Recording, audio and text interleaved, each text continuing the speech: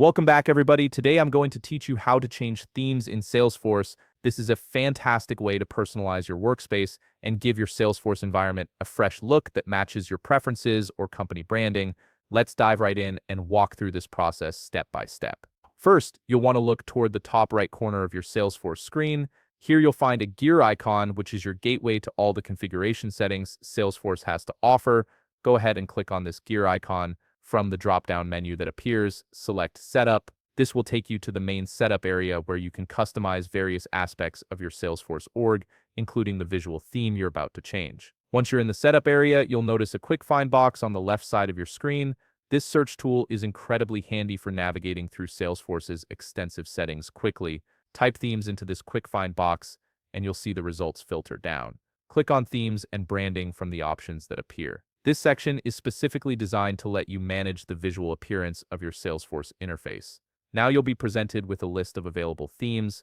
Salesforce offers several built-in options like Lightning Blue, Salesforce Cosmos, and potentially some custom themes if your organization has created any. Take a moment to scroll through these options and see what's available.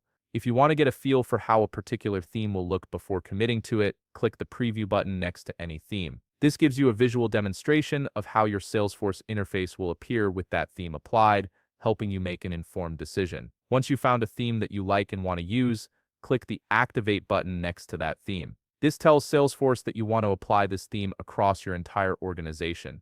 Depending on your settings, a confirmation dialog might pop up asking you to verify your choice. If this happens, simply click Activate again to confirm that you definitely want to proceed with the theme change. This extra step ensures you don't accidentally change your theme without meaning to. Here's an important final step that many people overlook. After activating your new theme, you'll need to refresh any open Salesforce tabs to see the changes take effect. The theme won't automatically update on pages that are already loaded, so go ahead and hit that refresh button on your browser.